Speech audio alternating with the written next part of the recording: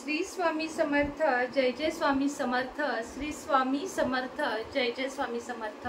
श्री स्वामी समर्थ महाराजांच्या नामस्मरणाने आजच्या व्हिडिओला सुरुवात करूया। शुभ दुपार तुम्हा सगळ्यांना। कसे आहात तुम्ही सगळे? आशा व्यक्त करते स्वस्त असाल, मस्त असाल, स्वामींच्या सेवेमध्ये रममाण असाल। आता श्रावणी शुक्रवार येत आहे, तिसरा शुक्रवार, ज्या दिवशी वरदलक्ष्मीचे व्रत आपल्या सगळ्यांना करायचे आहे। वरदलक्ष्मीचे व्रत हे श्रावणामध्ये वर्षातून एकदाच करता येते आणि आंध्र प्रदेशमध्ये म्हणजे साऊथ साइडला खूप जास्त हे व्रत प्रचलित आहे आणि आता महाराष्ट्रात सुद्धा करतात, ज्याला वरदलक्ष्मी व्रत असे म्हटले जाते।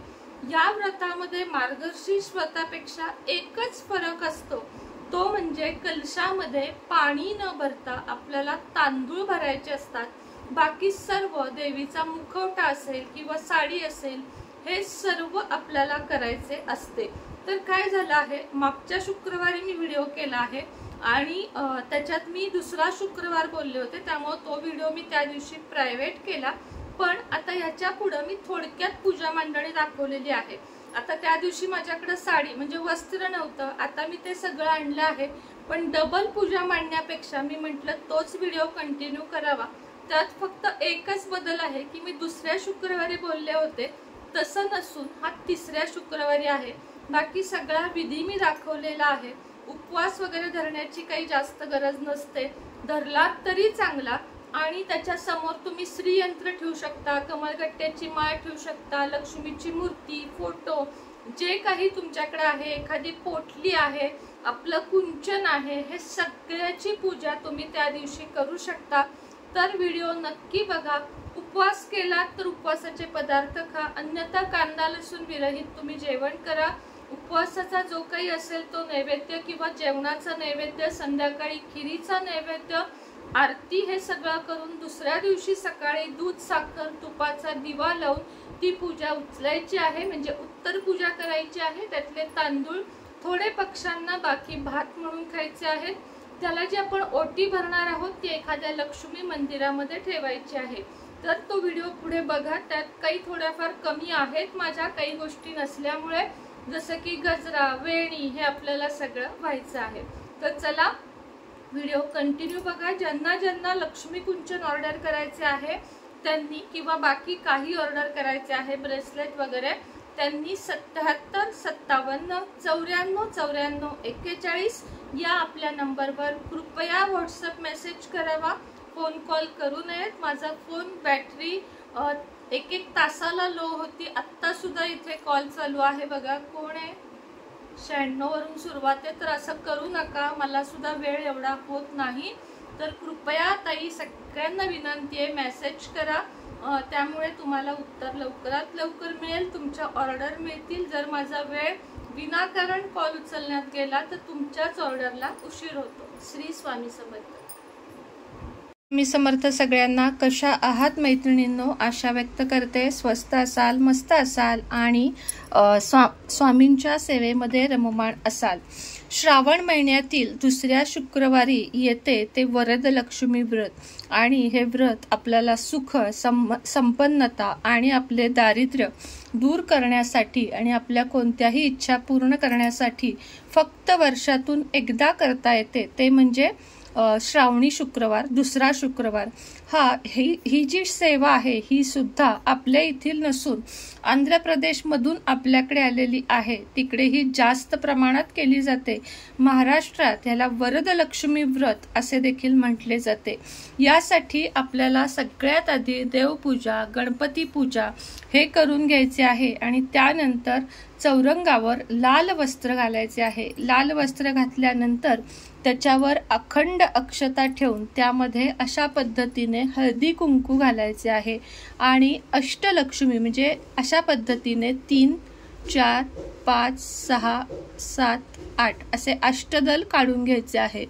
रेखी वाखीव काढले तरीही चालेल, मी तुम्हाला आता फक्त दाखवण्यासाठी काढत आहे। अशा पद्धतीने अष्टदल काढून घ्यायचे आहे। त्यावर अशा पद्धतीने आपल्याला कलश ठेवून घ्यायचा आहे। हा कलश तांब्याचा, पितळेचा किंवा चांदीचा अशा कोणत्याही धातूचा असू शकतो। आता या व्रतात वेगळे पण काय असते तर आपण जो हा कलश मांडलेला आहे, जसा आपण या कलशामध्ये पाणी भरतो तसे या कलशामध्ये पाणी न भरता हा संपूर्ण कलश आपल्याला तांदळाने भरायचा असतो। हाच या पूजेमधला मोठा फरक आहे।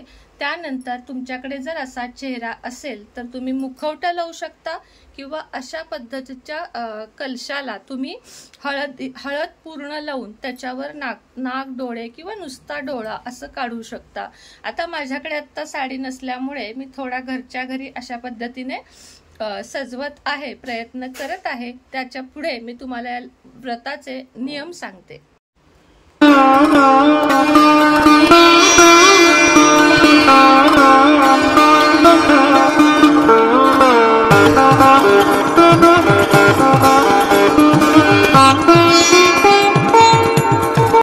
श्री स्वामी समर्थ मैत्रिणींनो, कशा आहात तुम्ही सगळ्या? आशा व्यक्त करते स्वस्त असाल, मस्त असाल आणि हसत असाल।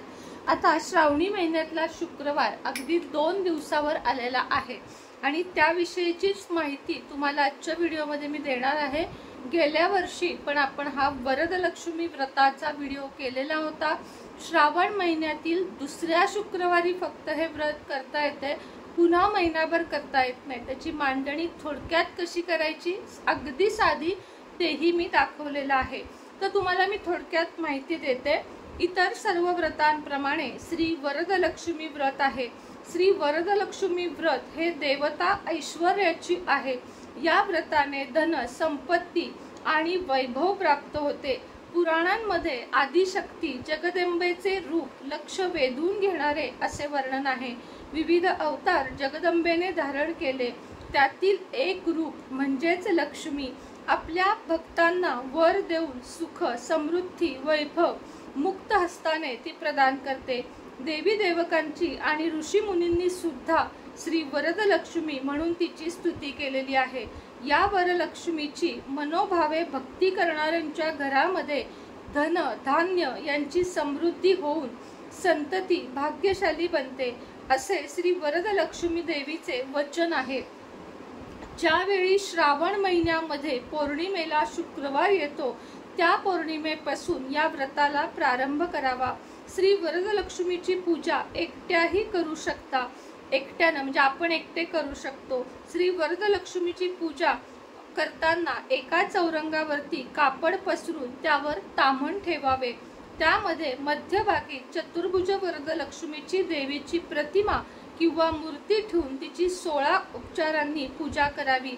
देवीला 21 प्रकारची पत्रे अर्पण करावीत आणि 21 अनारसे, 21 वडे, गारगे किंवा मोदक इत्यादी पदार्थांचे नैवेद्य दाखवावे। आरती, मंत्रपुष्पांजली म्हणून पुण्य प्राप्त करून देण्याची त्यांची प्रथा आहे। अशी ही कथा श्रवण करावी। सुवासिनींची खणा नारळाने ओटी भरावी। दुसऱ्या दिवशी सकाळी दही भाताचा नैवेद्य दाखवावा आणि विसर्जन करावे। यामुळे तुम्हाला अत्यंत जास्त वैभव प्राप्ती होऊ शकते। ही गोष्ट अशी आहे की हे जगत प्रभो, एक वरदलक्ष्मी नावाचे व्रत मी ऐकले आहे। त्याचा विधी आणि महिमा काय हे मी सविस्तर मला सांगावे असं भक्त म्हणतात। हे पार्वती, वरदलक्ष्मी व्रत हे सर्व व्रतांमध्ये उत्तम व्रत असून अत्यंत सौभाग्य देणारे असे आहे। या व्रताचे आचरण केले असता तात्काळ सर्व प्रकारची संपत्ती प्राप्त होते, पुत्र पौत्रादी संततीची वृद्धी होते। हे पार्वती, ज्यावेळी श्रावणातील दुसरा शुक्रवार येतो त्यावेळेस स्त्रियांनी या महालक्ष्मीचे जे व्रत आहे ते करावे। हे ऐकून पार्वती पुन्हा विचारते, देवा, त्या व्रताचा विधी काय, देवता कोण व पूर्वी कोणी कोणत्या प्रकारे याचे आचरण केले आहे ते मला सांगावे। शंकर म्हणतात, हे पार्वती, अत्यंत पुण्यकारक वरदलक्ष्मी व्रताचा इतिहास मी तुला सांगतो। हे सुंदरी, तूही त्या देवीच्या आराधनेत कोणत्या प्रकारे तत्पर होशील ते कथन करतो। कौंडिन्य नावाचे एक नगर असून त्या नगरात ज्याच्या सभोवताली सुवर्णाचा कोठा आहे आणि अग्निप्रमाणे तेजपुंज असे एक मंदिर होते। त्या मंदिरात चारुमती नावाची एक सर्व लोकांमध्ये प्रख्यात अशी ब्राह्मण स्त्री राहत होती। ब्राह्मण पत्नी सतत पतीविषयी तक्रार करत असे. महाप्रतिव्रता सासू सासऱ्यांवर अत्यंत प्रेम करणारी होती. तिची कांती थोडंसं चुकलं, ब्राह्मण पत्नी सतत पतीविषयी तत्पर असत होते. चुकून मी तक्रार म्हटलं. महाप्रतिव्रता सासू सासऱ्यांवर अत्यंत प्रेम करणारी होती. तिची कांती चंद्राप्रमाणे असून तिचे भाषण फारच मंजूळ होते. तिचे सदा सर्व काळ प्रसन्न चित्त व पवित्र आचरण पाहून प्रत्यक्ष लक्ष्मी तिच्या स्वप्नात आली आणि म्हणाली, हे चारुमती, इकडे ये. वरदलक्ष्मीच्या प्रसादाने तुझे कल्याण असो. एक गोष्ट मी तुला सांगतो ती ऐक, असे भगवान शंकर पार्वतीला म्हणतात. ज्यावेळी श्रावणाच्या पौर्णिमेला शुक्रवार येईल त्यावेळी तो दिवस व्यर्थ न घालवता दृढ अंतःकरणाने वरदलक्ष्मी नावाच्या व्रतास आरंभ कर. चतुर्भुज अशी सोन्याचीच लक्ष्मीची प्रतिमा करावी असे या व्रतात सांगितलेले आहे. आपले घर स्वच्छ करावे, सगळीकडे तोरणे बांधावी, विविध रंगाच्या रांगोळ्या काढाव्यात. त्या दिवशी पूजेकरता नवीन भांडी घ्यावीत. पूजेची जागा पूर्व पश्चिम असावी आणि ईशान्य दिशेला असावी. भूमीवर स्वस्तिक काढून त्यावर 1 शेर गव्हाची राशी करावी. त्यावर नवा कलश ठेवून त्यात तांदूळ भरावेत आणि कलशाभोवती वस्त्रे गुंडाळावीत. त्या कलशावर अनेक प्रकारची फुले व्हावीत, सोने व्हावे, अनेक प्रकारची पत्री व्हावीत आणि त्यावर ठेवलेल्या पूर्ण पात्रावर वस्त्र पसरावे. हे सुबुद्धे चारुमती, त्या पूर्ण पात्रावर सोन्याची चतुर्भुज लक्ष्मीची प्रतिमा समंत्रक स्थापन करावी व तिची पूजा करावी. पंचामृताने स्नान घालावे. देवी सुक्ताने शुद्ध पाण्याचा अभिषेक करावा. वस्त्रादी उपचार करावेत, म्हणजेच अष्टगंध, चंदन, हळद, कुंकू इत्यादी द्रव्ये अर्पण करावीत. पत्रे म्हणजे पत्री अर्पण करावी. पिंपळ, वड, बेल, आंबा या प्रकारचे, डाळिंब, मोगरा या पानांनी तिला शृंगार करावा. त्याचप्रमाणे तसेच सुवासिक धूप, दीप आदी करून इष्टकाम पूर्ण करणाऱ्या द्रव्यांनी महालक्ष्मीचे पूजन करावे. नंतर नैवेद्याकरता उत्तम प्रकारचा खीर म्हणजे पायस त्यांच्याकडे म्हटले जाते, ते पायस, भोजनाचे थाळी, भोज्य इत्यादी सर्व अर्पण करावे. 21 अनारसे, वडे, घारगे, मोदक इत्यादींचा नैवेद्य समर्पण करावा आणि देवीच्या पुढे ठेवावेत. त्यातून 5 जे असतात म्हणजे 5 मोदक देवीच्या पुढे ठेवावेत आणि बाकी प्रसाद म्हणून खावेत. यथाशक्ती राजोपचार, नाना प्रकारचे शेषोपचार देवीला सन्मानपूर्वक समर्पण करून शरण जावे आणि इष्टवर हेतूची देवीपाशी प्रार्थना करावी. शक्यनुसार गाय म्हणजे पूर्वीच्या प्रथा होत्या या गायीचे दान करावे. लक्ष्मीची आरती म्हणावी आणि उमा, सरस्वती, सावित्री, इंद्राणी इत्यादी समृद्धी देणारे व्रत यथासांग केले व त्यामुळे मोठ्या अधिकारास पोहोचल्या असे याची मान्यता आहे. त्याचप्रमाणे तू माझे पूजन केले असता मी तुझे सर्व मनोरथ पूर्ण करेन आणि पाहिजे तो वर देईन. याप्रमाणे वरलक्ष्मीचे चारुमतीस स्वप्न दृष्टांत दिला. ती चारुमती म्हणाली, हे वरलक्ष्मी परमेश्वरी, तू सर्व जनांची जननी आहेस. तू पुण्यमूर्ती इथे प्रकट झालेली आहेस. हे शरणागताचे रक्षण करणाऱ्या, हे जगत पूज्य, हे श्री विष्णू, वक्षस्थलावर निरंतर वास करणारे, तू एकवार कृपा दृष्टीने अवलोकन केलेस तर ती तत्काळ सर्व संकटांपासून मुक्त झाली यात शंका नाही. मी पूर्वीच्या सहस्रावधी जन्मात काहीतरी पुण्याचा संचय केला असेल की ज्यामुळे मला हे व्रत करण्याचे पुण्य लाभले असे या व्रतामध्ये सांगितलेले आहे. तर आता मी तुम्हाला ही जी व्रताची कहाणी आहे ती वरदलक्ष्मी तिकडचं जे आंध्रातली आहे ती आहे. मी तुम्हाला अगदी थोडक्यात कशी पूजा मांडायची ते सांगितले आहे. आपण जशी मार्गशीर्ष महिन्यातली पूजा मांडतो अगदी तशी पूजा मांडायची. फक्त कलशामध्ये पाणी न ठेवता कलशामध्ये तुम्हाला तांदूळ भरायचे आहेत, त्यावर नारळ ठेवायचा आहे आणि मग मुखवटा जो असतो आपला तो, किंवा मग त्याच नारळाला डोळे वगैरे तुम्ही काढलेत तरी चालेल। आज माझ्याकडे गजरे नेमकी नव्हते, काल वापरले होते। सुंदर गजरे, वेणी अर्पण करावी, तुमच्याकडे असतील तेवढे दागिने अर्पण करावेत, ओटी भरावी, नैवेद्य जो काही असेल, आता मोदकाच्या नैवेद्याची प्रथा आहे, अनारसे किंवा मोदक करून नैवेद्य दाखवावा, शक्य असेल उपवास करावा आणि वरदलक्ष्मीची कथा गुगल यूट्यूबला मिळून जाईल ती वाचावी आणि लक्ष्मीची आरती, गणपतीची आरती म्हणावी। या दिवशी निंदा नालस्ती करू नये। वैभव प्राप्तीसाठी हे व्रत वर्षातून एकदा केले जाते आणि मुलांच्या कल्याणासाठी, वैभव सुख संतान प्राप्ती सगळ्यासाठीच हे व्रत अवश्य करावे। व्हिडिओ थोडासा मोठा झाला त्याबद्दल क्षमा असावी, पण माहिती संपूर्ण पोहोचवण्याची एक धडपड माझी असते, त्या पद्धतीने थोडंसं समजून घ्या। आणि माझी जी पूजा मांडणी आहे ती अत्यंत मी आज साधी केली आहे।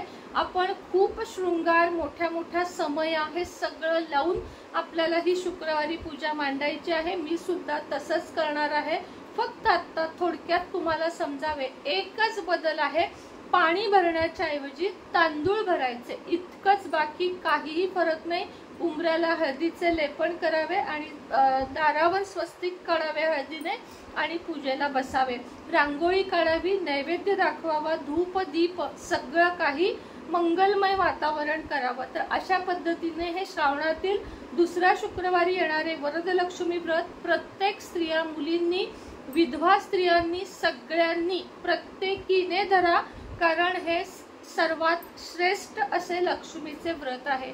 तर चला, आजच्या व्हिडिओमध्ये इतकीच माहिती होती। पुन्हा भेटेन नवीन व्हिडिओ सोबत, नवीन विषयासोबत। तोपर्यंत तुम्हा सगळ्यांना श्री स्वामी समर्थ।